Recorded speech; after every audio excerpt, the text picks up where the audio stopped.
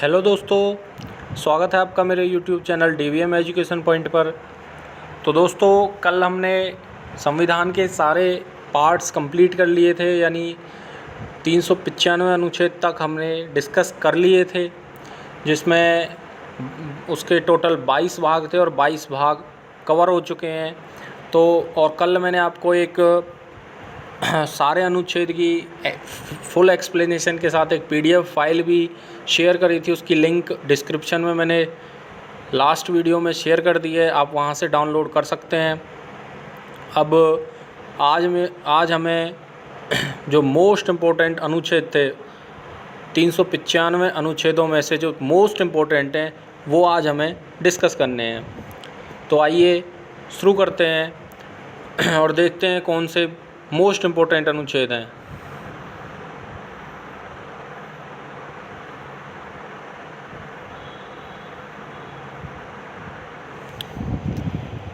दोस्तों, अनुच्छेद 1 यह क्या कहता है? यह घोषणा करता है कि भारत राज्यों का संघ है, यानी अपना भारत सभी जो प्रांत हैं उनका एक केंद्र है, यानी उनसे बना हुआ है। अनुच्छेद 3 क्या कहता है? संसद विधि द्वारा नए राज्य बना सकती है तथा पहले मौजूद राज्यों के क्षेत्रों, सीमाओं, नामों में परिवर्तन कर सकती है। अनुच्छेद 5 से 11 के अंदर नागरिकता का प्रावधान दिया गया है, जिनकी एक्सप्लेनेशन मैंने आपको लास्ट वीडियोस में बता दी थी। अब देखते हैं नेक्स्ट अनुच्छेद 12 से 35। अनुच्छेद 12 से 35 के अंदर मौलिक अधिकार का प्रावधान दिया गया है। और नेक्स्ट है अनुच्छेद 36 से 51। इसके अंदर राज्य के नीति निर्देशक तत्व दिए गए हैं, ये भी सब हम एक्सप्लेन कर चुके थे। और अनुच्छेद 51 के अंदर मौलिक कर्तव्य, अनुच्छेद 51 के यानी उसके ए पार्ट के अंदर मौलिक कर्तव्यों का उल्लेख किया गया है।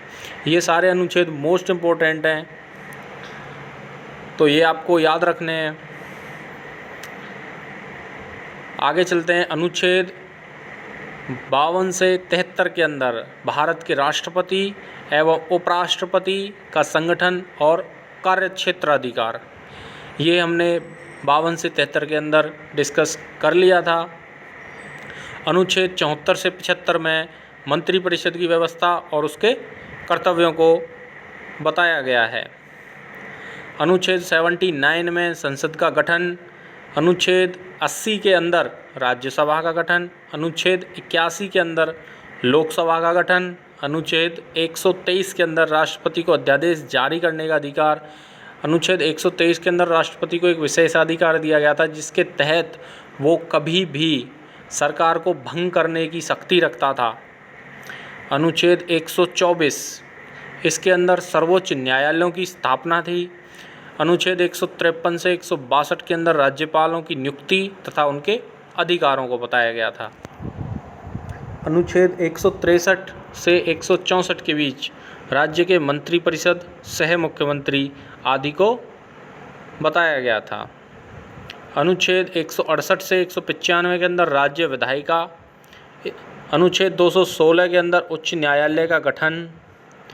अनुच्छेद 239 के अंदर दिल्ली के संबंध में विशेष उपबंध, ये मोस्ट इम्पोर्टेंट है। अनुच्छेद 243, दोस्तों अनुच्छेद 243 के अंदर पंचायती राज नगरपालिका का गठन और इसके अन्य उपबंध। दोस्तों, ये मैंने लास्ट वीडियो में ही आपको बताया था कि 243 के अंदर इसके बहुत से पार्ट्स किए गए हैं, यानी 243 A, B, C से लेकर O तक और PZ तक इसके सब पार्ट्स किए गए हैं, जिसके अंदर पंचायत राज और नगरपालिका का गठन बताया गया है। अनुच्छेद 248, अनुच्छेद 248 के अंदर अविशिष्ट विधि संबंधी शक्तियाँ, ये सारी विधायी संबंधी शक्तियाँ हैं। अनुच्छेद 266, अनुच्छेद 266 के अंदर भारत और राज्यों की संचित निधियाँ।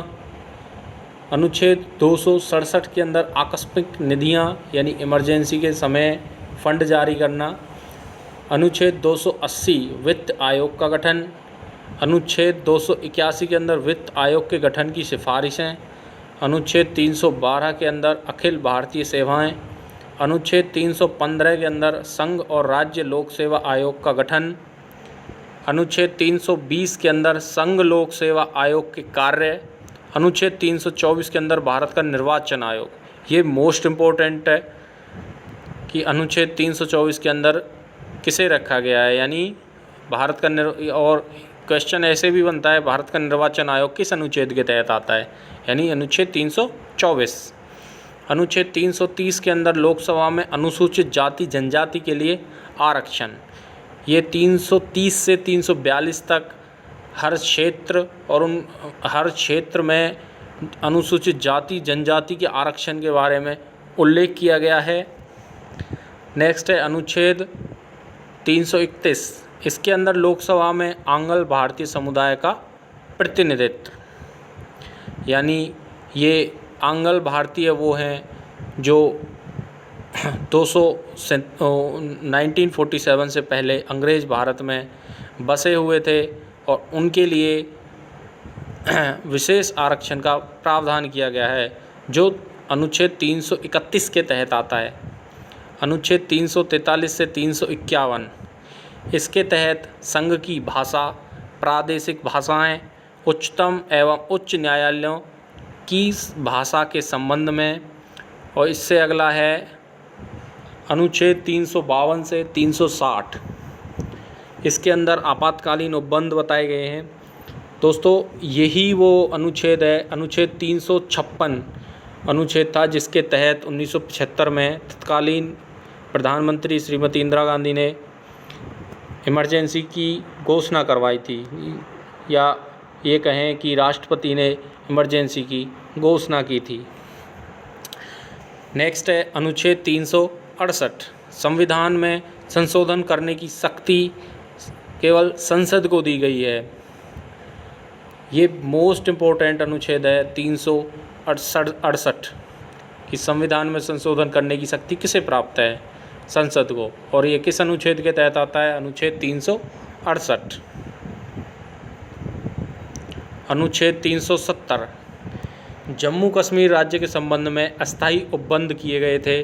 दोस्तों ये अनुच्छेद अब पूरी तरह समाप्त हो चुका है क्योंकि अब जम्मू कश्मीर एक राज्य न रहकर एक केंद्र शासित प्रदेश बन चुका है जिसके 2 पार्ट्स हो चुके हैं, एक जम्मू कश्मीर, एक लद्दाख। इसको 5 अगस्त 2019 को पूरी तरह से डिसॉल्व कर दिया गया था। तो दोस्तों ये अनुच्छेद मोस्ट इम्पोर्टेंट अनुच्छेद हैं जो मैंने आपको बताए हैं। आज के वीडियो को आप रिवाइंड करके ज़रूर देखें और इन अनुच्छेदों को बहुत अच्छे से याद करें, मोस्ट इम्पोर्टेंट अनुच्छेद हैं।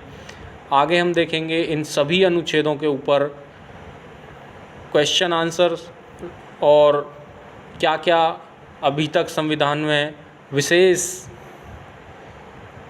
संशोधन किए गए हैं जो अनुच्छेद 368 के अंदर आते हैं। तो दोस्तों नेक्स्ट वीडियोज़ में डिस्कस करते हैं। तो दोस्तों जिन्होंने मेरा चैनल सब्सक्राइब नहीं किया है वो प्लीज़ सब्सक्राइब कर लें ताकि आप मेरे नेक्स्ट वीडियोज़ के लिए आसानी से इससे मेरे चैनल से जुड़ सकें। Okay, thank you.